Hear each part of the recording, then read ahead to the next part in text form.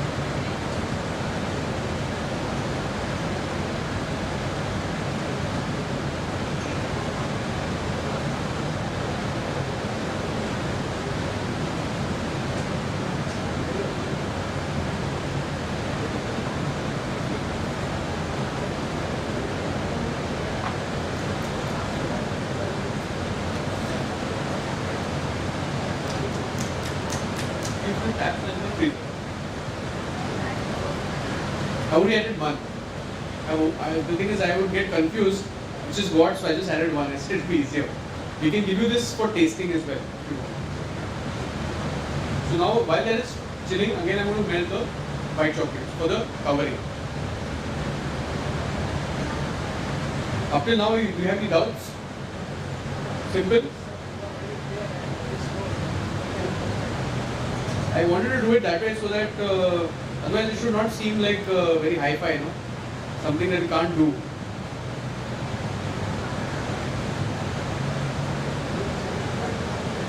Arvind?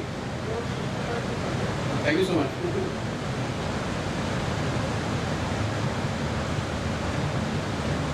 A lot of cooking is actually very simple, very basic.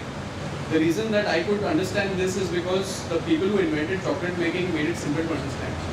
Because I was not really born with chocolate making skills. I had to learn that.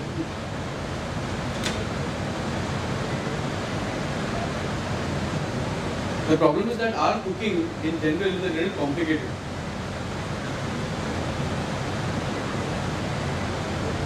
That's the reason why our cuisine is very regional. So one region doesn't copy the cuisine of another region. But with anything that is made methodical, it's easier to teach it to people.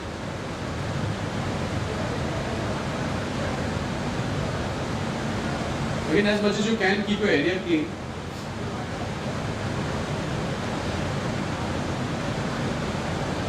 Now this chocolate we are done with in general.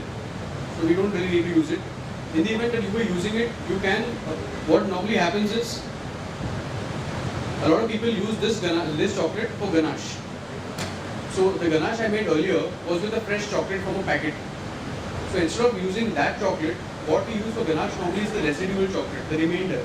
So the remainder is not wasted. So whatever was on the table and all that can go into a ganache and get cooked. So it becomes safe for us to consume as well. And whatever comes out of a packet goes into the shell and goes into the garnish. Only to use it that way.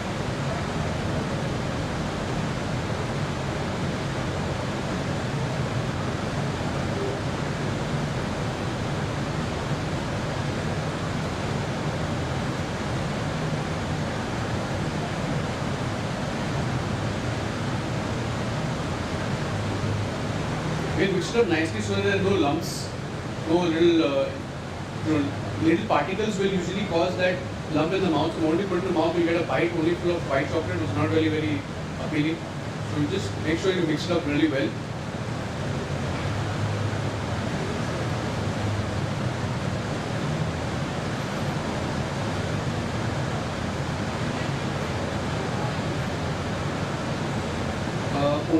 Only coconut oil.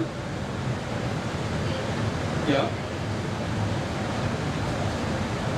100%? No.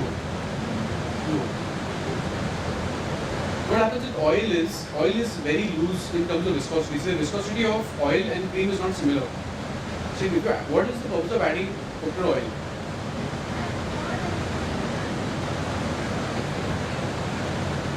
Not all of it. You can by substituting a part of it. See what happens is when you use the hydrogenate, basically the cream, the cooking cream that you get in the market is an oil-based cream, and it is used. The oil-based, when they say oil-based, is usually either soya, or it is coconut, or it is palm olive. It's either three of these oils.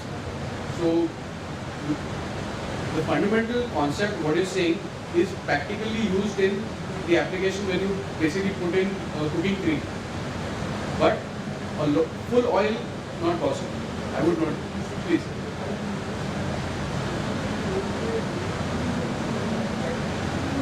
They have a mic.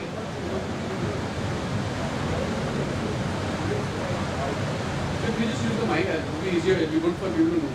See, what you use, what you say is correct. What you use, say coconut base or soya oil base. The base is correct, but it is processed. Straight oil you cannot use. Yeah. It's all not regular. You won't get the results. Correct. Chef. Right, chef.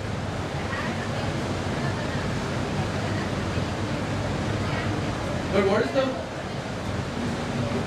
See, have you eaten coconut oil? Do you get any coconut taste? So that means you have to apply heat. So basically, these are heat unlocking oils. So the flavors unlock only on the application of heat. So no heat, no flavor. If you just take oil out of coconut and eat it, you don't get any coconut taste. If you want a coconut taste, it's better to use desiccated coconut. Little bit roasted and use it. It's much more flavorful than coconut oil. So oil can definitely be used. I'm not saying no, but what's the purpose of using oil? Yeah, why not? Same way we added the tea concentrate in there, you can add in the roasted flakes.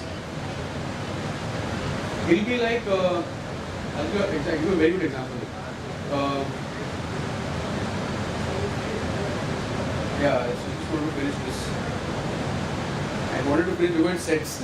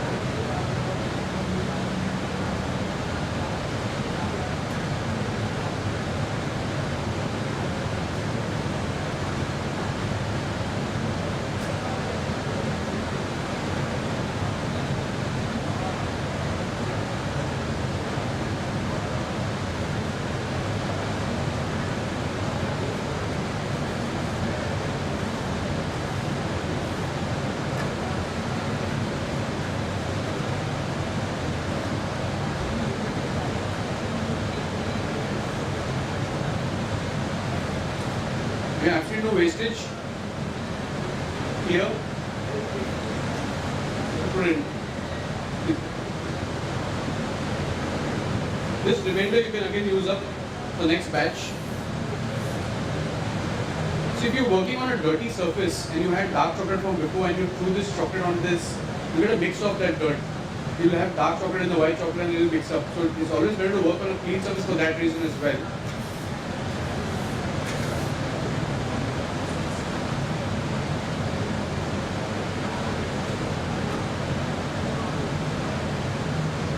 Basically, we finished with our molding. We finished with our ganache. Up till now, do you all have any kind of questions for me? Any kind of questions that you felt were confusing that you would like to add? Any kind of pointers in this? Everybody? Good to go? Can proceed? Can I get the dark chocolate share?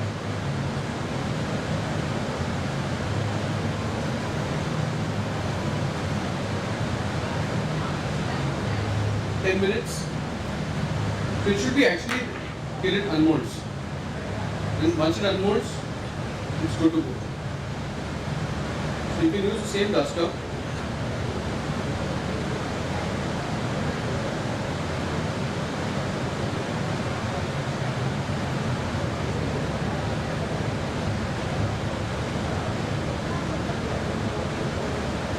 So ensure that your duster is used as a pad for you to tap it. You get your shells out of that.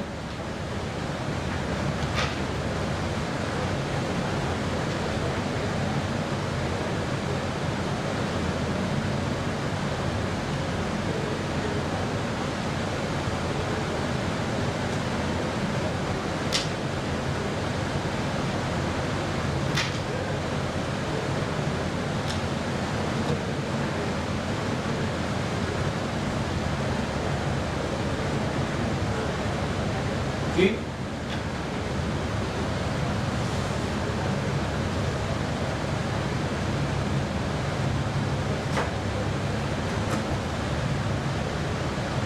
can see that the shell is thin enough and the filling is quite large. I'm just going to cut this into pieces. Just cut this into pieces. The half of that. We'll send it out for tasting.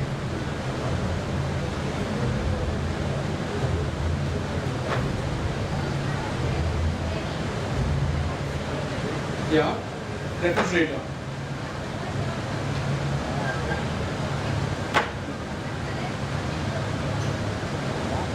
Come again?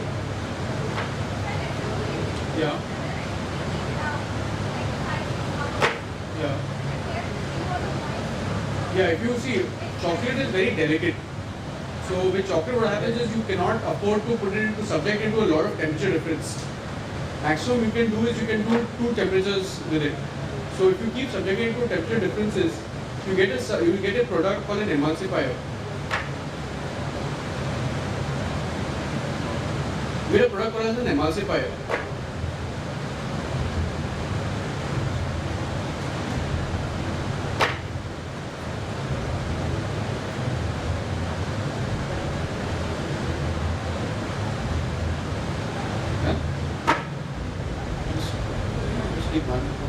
Keep that for us.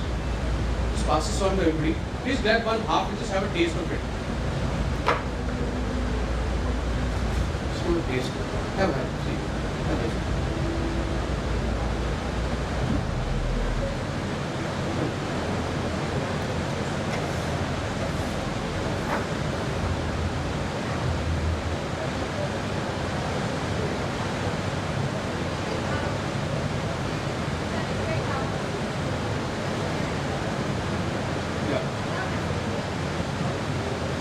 But for the sake of this class, we can make it that way. The more you practice it, the more thinner it gets. That's not an issue.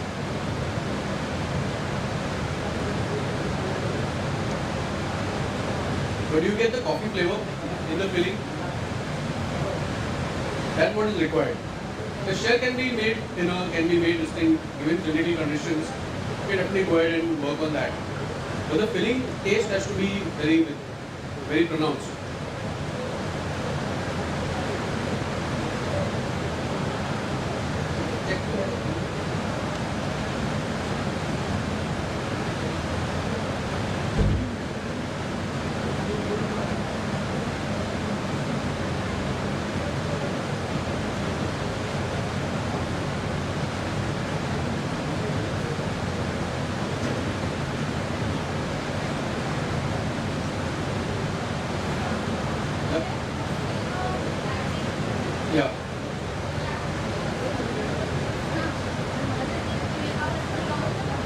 Have. Will still be, it will. You will still get it. The watery coating is coming because of temperature difference. It's basically you keep it in one temperature. So temperature difference only occurs when you subject it to different temperatures. So what you should do is if you start making the product at say 20 degrees, make sure you can maintain 20 degrees or 20 degrees throughout the duration of the life of the product. So from production right up to consumption to storage to transport, everything is around 20 degrees. Then you will never have an issue with the chocolate. The moment you subject chocolate to high temperature, like you take it in a tray and you go from here to probably another kilometer by walk, the temperature difference will go to 30 degrees.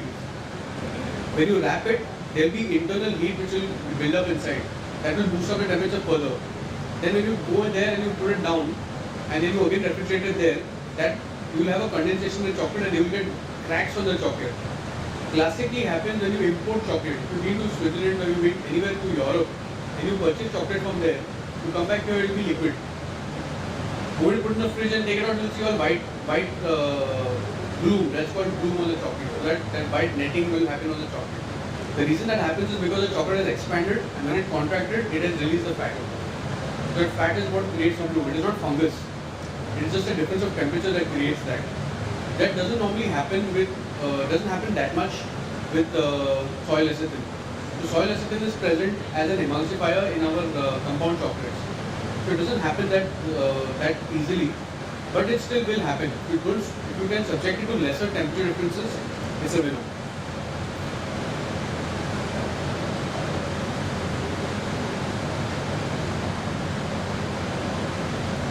So ideally when you feel that it's leaving the mold, you can unmold it.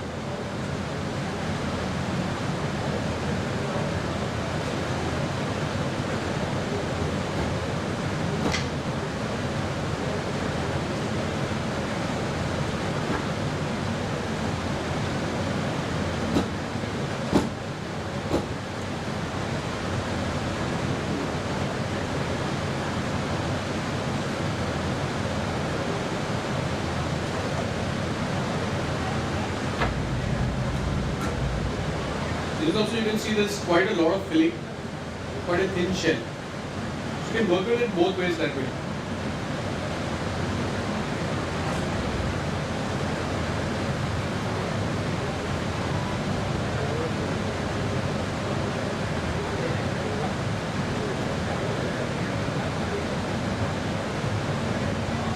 I'm just waiting for the chocolate to set. Once it sets, it will fall out almost automatically. If you don't set it right, you will have to struggle with the chocolate. And sometimes it takes time, so don't get worked up about it. It will take time because chocolate has its own way of, it kind of needs its own, it's very temperamental. It needs its own time, it needs its own, you need to be really patient with chocolate. The other thing that you need to remember is, now that I've worked with this mold, what do I do with this mold? You don't have to wash it. Work with it. You can work with the same mold, using the same mold for the same product up to 10 times in one day. At the end of the day, obviously you need to send it for wash, but you don't have to again and again wash it in the same time. So ideally what happens is, when you put one layer of, if you put the initial layer, if you put chocolate, dark chocolate, and you kept on doing dark chocolate, you will notice that the last batch will be the shiniest. The first batches will be a little duller, and the last batch will be the shiniest. It's because this chocolate mold is getting cleaner and cleaner and cleaner. So no matter how much you clean it, it's the chocolate that actually does the cleaning for you. So a lot of people, what they do is, a lot of chefs, what they do is, when they're doing it in the kitchen, they take the molds, they just put one layer of chocolate in that, unmold it, and then use the same chocolate mold for almost all the batches after. And that's what comes out, they use it for ganache. Exactly. So that they use that as a filtration system. No. See, cocoa butter I have used only for this area. The reason is cocoa butter will dull the shine. The cocoa butter doesn't give you a very pronounced shine. it will dull the shine to a certain extent, but the moment you take this out in the heat somewhere, it will start to glisten. You understand my point? If you take it, cocoa butter will start melting at around 23-24 degrees. The moment you go into some kind of heat, the product will start to glisten. When you're transporting, when you wrap it into any kind of chocolate wrapper, and you take it somewhere, the cocoa butter will help you to glisten and it protects the surface from cracks and any kind of, it's like a Vaseline, so to speak. So it's like a protective layer which you don't really have to do when you're doing it in commercial basis. Commercial basis you can easily go ahead without applying it as well. No problem.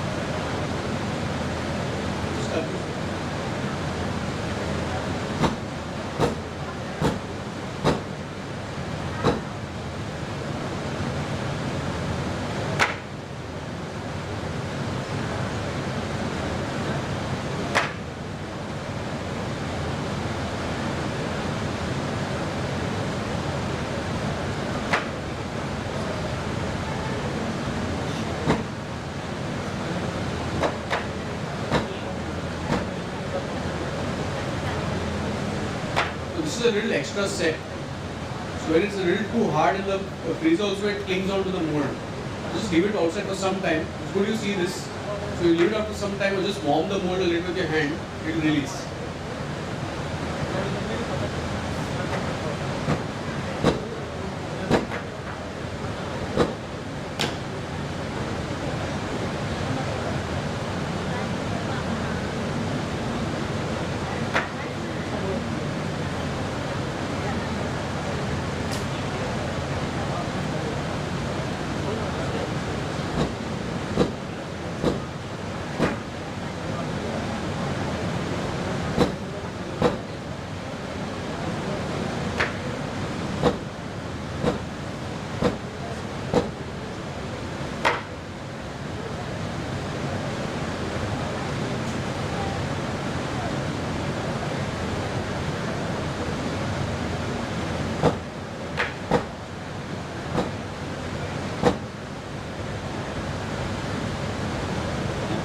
Pass it around. So you can try this ganache as well. This is the tea ganache.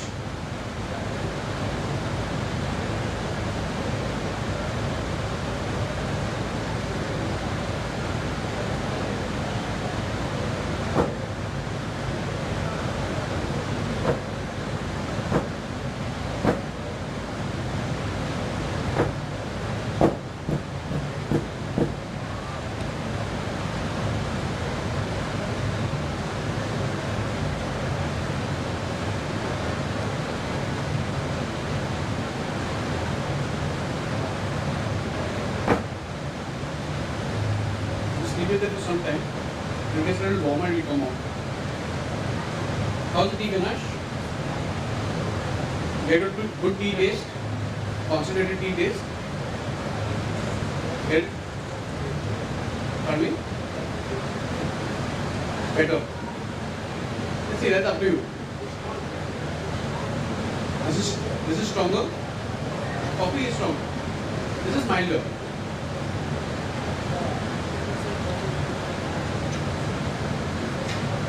Exactly. So basically what you're looking at is you're looking at complementing flavors.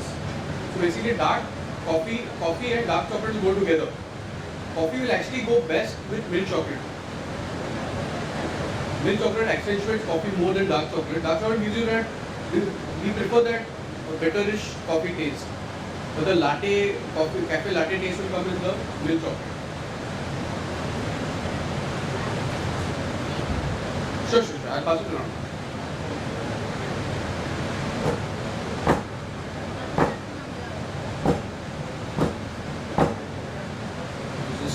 Doesn't want to come out. I've tried everything now.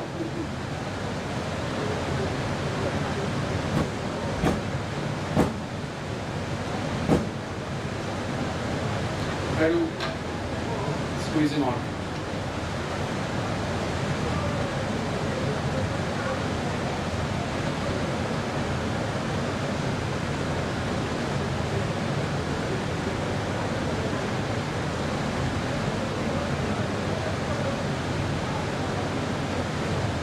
You want to try the ganache with it, Kel? You want to try the ganache with it, Kel? This won't come out. I can give you a taste like this if you want. It's a little messy, but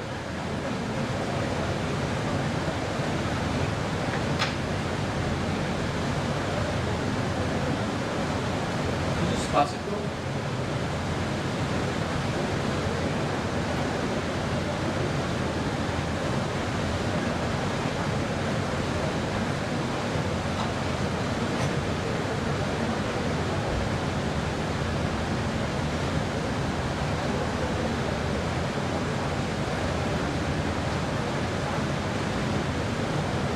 So apart from that, you can also just pass out this. You want to try this out? Do we have anything to try it out on? Oh, great! I like it. Do you have food techs, sir?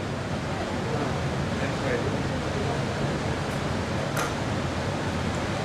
Food techs are the best. Food techs always have their gear around.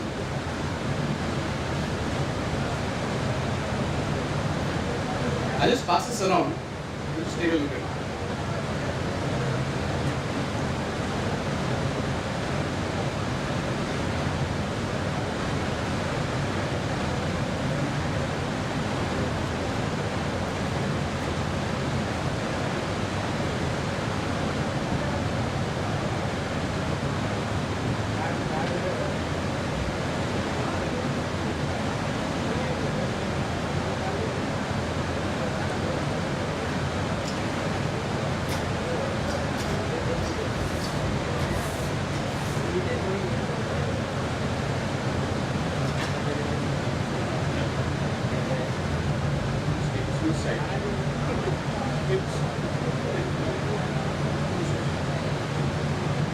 Pack it up with this.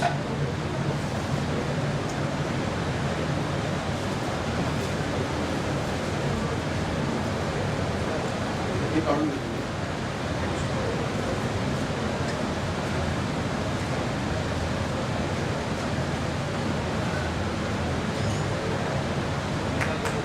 Thank you. Well done. Simple demo. Thank you so much. There are other ganaches if you would like to try. I want to try these as well. This is the concentrated one, this is the coffee one. Thank you so much. It was really tasty actually. It smells tasty. It's very, very interesting. And I hope you all really like the taste of the chocolates that is being served right now. By one and only one, Mr. Arolkar. Everyone, a big round of applause for him. Yeah, it was amazing workshops, and yes, workshops with chefs are always interesting because you really get to know new taste, new way of cooking, and some tricks wherein you can skip some hard work. So thank you so much, Kunal sir, and it was amazing having you here.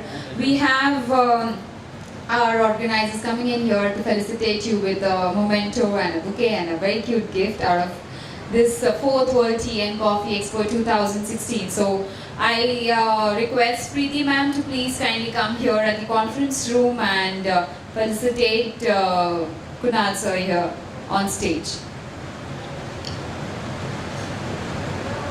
Can I have Preeti ma'am? I'm going back to work. 27. Yes, and there was yes. I'll come for both the events. We have a chef's event on the 25th at Sarah Star.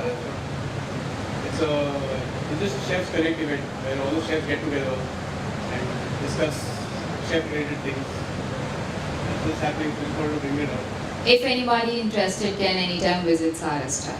Is there any entry fees or something? There's a full registration procedure and all that. Alright, so it seemed like how our expos are, so So that brings us to a close. Thank you so much for watching. Thank you for being here. I hope there are always taste factors. Some people say this is less in taste, this is more in taste. Very perceptional. If you would like to add flavor to this, you can definitely add flavor. You can add more tea. These factors can be changed. If you could take my card and send me a WhatsApp message, we can send you these recipes that we've done today via WhatsApp tomorrow. We'll do that. If Preeti ma'am is not available, can Nishita come here on stage at the conference room, please?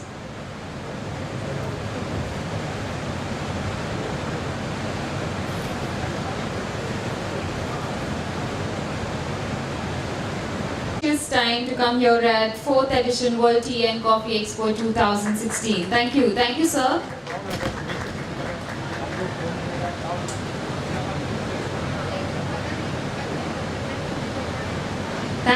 Thank you so much. We start up with our next workshop, and the workshop is by Tapaswini Purnesh, the Director of Marketing and Promotion.